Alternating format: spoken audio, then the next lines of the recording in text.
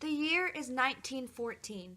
War has broken out all over Europe immediately following the assassination of Austrian Archduke Franz Ferdinand. Through alliances, many countries find themselves pulled into the war. President Woodrow Wilson hopes his country will not be one of them, believing in the idea of isolationism, or staying away from international affairs such as the war going on in Europe. For nearly 3 years, Wilson successfully keeps the United States from joining the war, declaring it a neutral nation. However, the events to come would transform Wilson from an isolationist to an internationalist and would change his leadership forever. Woodrow Wilson's transformed leadership as President of the United States during the First World War resulted in an attempt to create a League of Nations, which would later set the precedent for the United Nations.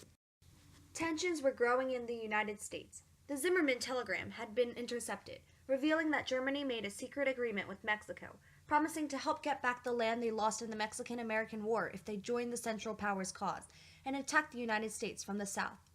The sinking of the British passenger liner Lusitania in May 1915, which resulted in the loss of 1,198 lives, and constant attacks on American submarines by the Germans made joining the war inevitable. Infuriated, Wilson and his nation reluctantly joined the war on the side of the Allies, fighting alongside other major players such as Great Britain, Italy, and France. Upon joining the war, the United States promised to alter the political situation in Europe. Although fighting for only a short while, America changed the tide of the war upon entering.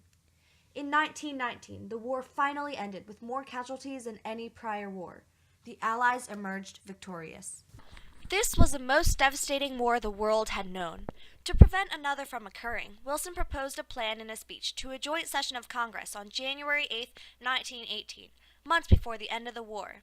His 14 points set a framework to help the world move forward in peace. Although many were angry and blamed Germany, his intentions were simple: to punish Germany enough so that it led to reconciliation in all of Europe, but not enough to lead to revenge. It will be our wish and purpose that the processes of peace, when they are begun, shall be absolutely open, and that they shall involve and permit henceforth no secret understandings of any kind. The speech modeled his vision for post-war peace. In it, he addressed general rules for all warring parties. If you read Wilson's 14 points, it's almost a compendium of what he thought caused the war and the solutions he would propose to those things. So one of his 14 points was there shouldn't be secret alliances, because the tripping of those caused the war to move forward. One of his 14 points was that there ought to be free navigation of the seas, because Britain and Germany were really being rivals about their navies, and ultimately German submarine attacks and the British blockade of German food goods and other material was one of the critical points of World War I, and Wilson thought that there ought to be free commerce for everybody, and that would solve that problem. He also proposed several territorial adjustments which angered many of the Central Powers, who had been the losing party in the war and were losing much of their land to the victorious Allies. An evident principle runs through the whole program I have outlined. It is the principle of justice to all peoples and nationalities, and their right to live on equal terms of liberty and safety with one another, whether they be strong or weak. Although the 14 points were met with much opposition from Germany, whom the speech targeted, and other countries in Europe, it was used as a basis for the Treaty of Versailles that would be the peace settlement to officially end World War I. Woodrow Wilson took a leadership role as one of the 3 major influential figures from the winning parties, known as the Big Three, that would compose the treaty.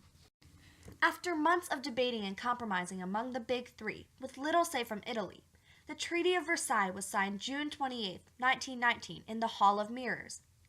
Overall, Wilson was uneasy with the treaty.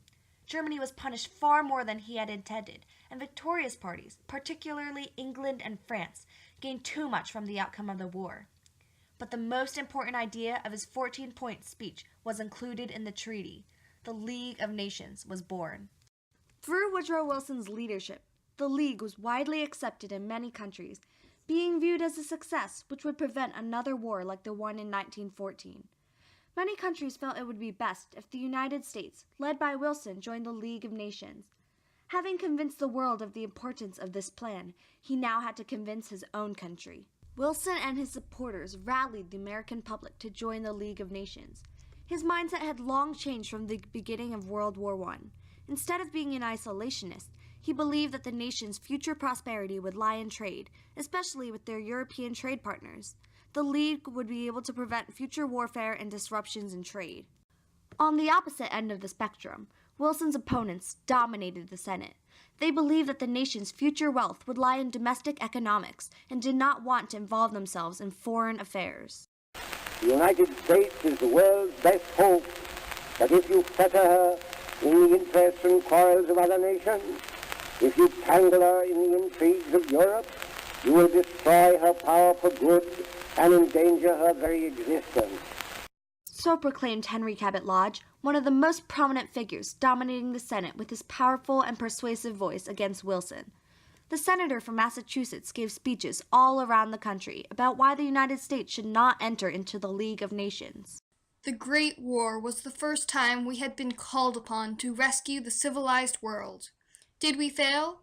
On the contrary, we succeeded largely and nobly, and we did it without any command from any League of Nations. When the emergency came, we met it, and we were able to meet it because we had built up on this continent the greatest and most powerful nation in the world, built it up under our own policies, in our own way, and one great element of our strength was the fact that we had held aloof and had not thrust ourselves into European quarrels. Strongly believing in the idea of isolationism, Lodge was convinced that his own ideas, rather than Wilson's, better represented the American public opinion. As a result of the disagreements between the internationalists and the isolationists, a large political fight spread across the nation. Wilson traveled the country promoting his peace plan and leading those who believed in the same concepts that he did. I cannot be deprived of the hope that is in me, in the hope not only that concerns myself, but the confident hope that concerns the nation, that we are chosen, and prominently chosen, to show the way to the nations of the world how they shall walk in the paths of liberty. In the end, the Republican-dominated Senate was too strong, and Wilson lost the campaign battle. The U.S. would not join the League of Nations. Got every nation to sign and to join the League except his own. And here Wilson's story, to me, almost takes on the characteristics of a Greek tragedy. The very thing he most wanted, he couldn't do to get his own country to join the League. 26 other nations did join the League, but it ended up failing for a simple reason.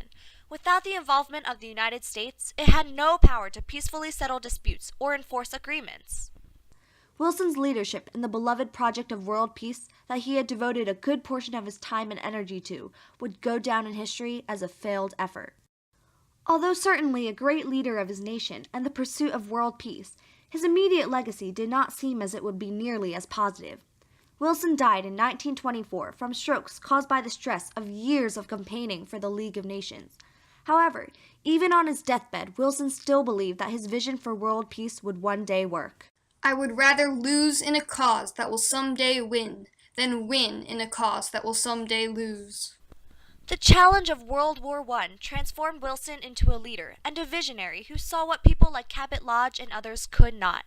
He knew that one day the United States economy would become interdependent with other countries around the world, and although this role is still debated, it is clear that the U.S. still has a unique role in the world.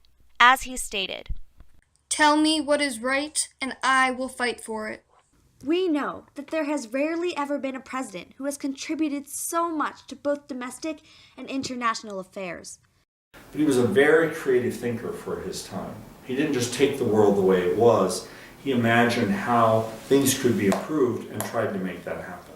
People remember Wilson as a leader who worked to make the world a better place.